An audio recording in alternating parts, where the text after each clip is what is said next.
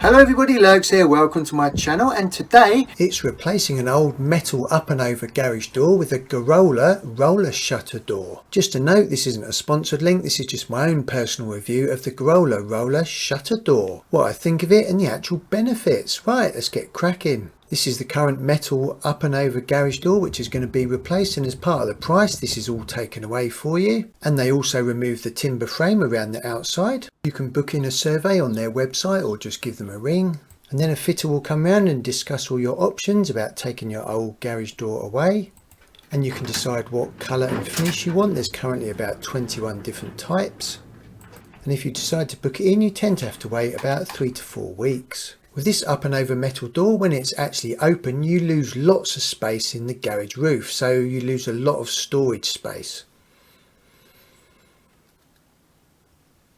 So if your old metal up and over door is failing or you can't lock it, then it's a good idea to replace it with a roller shutter door. All of this mechanism is all taken away. The Garolla roller shutter door obviously is electric, so you do need power in your garage, so you will need access to a plug socket, and I'll show you how that's all done once it's installed. Everything to do with your old garage door is taken away, which is actually really handy because these timbers on the side of this garage door are rotten, and it actually makes your garage door slightly wider.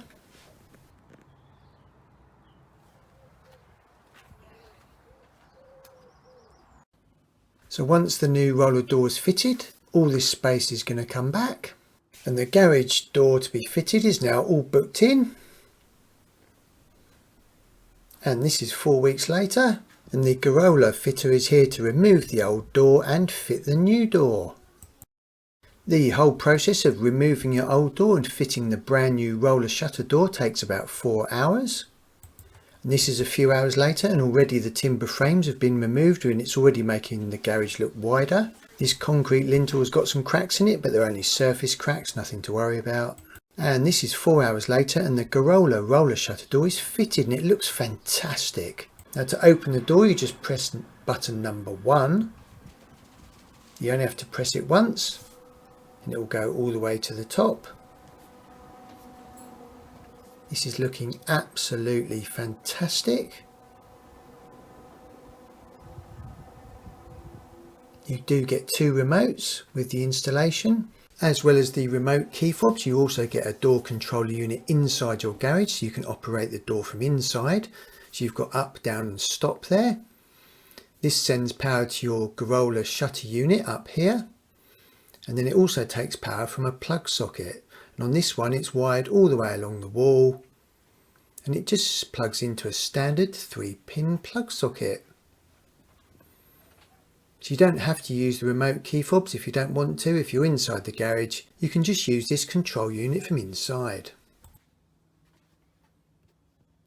Now to close the garage door you hold down number 2, and you have to hold it down as a safety feature. If you let go of it the garage door will stop closing.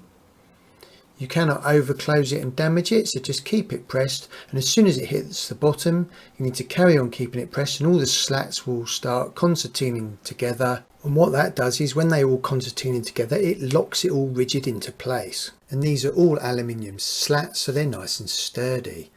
And now we're inside the garage here, and to open the garage door from inside we can use the control unit. So just press the up button once. If you want to stop it at any time you can just press the stop button, and then you can either carry on opening the door or you can just press the down button to close it again. Now the great thing about this roller door is you just gain a lot more space, and also with the 2 remote controls you can activate that when you're outside the garage if you're just going to be putting your bikes in or surfboards or things like that. The roller unit you can see here is secured to the brickwork columns on either side. There's no actual weight on the lintel above it. You also get this manual override in case there is a power cut. It's really nice and neat and tidy, the roller mechanism inside this unit. And all this space gained at the front of the garage to be able to use and utilise Just a reminder of what it used to look like with the old metal up and over door, and you're just gaining so much more space at the front of your garage. Let's just close the door. As with the remote control, you need to keep your finger on the down button. You cannot break it by over pressing it, so just keep it pressed until all the slats concertina together and lock into place. Let's just listen to it do that.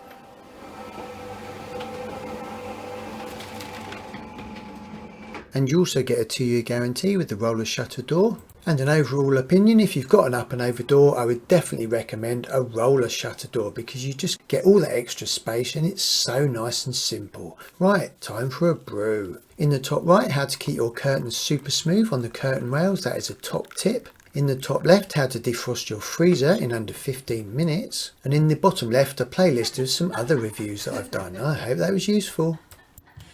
Thanks for dipping your dressing gown in my tea.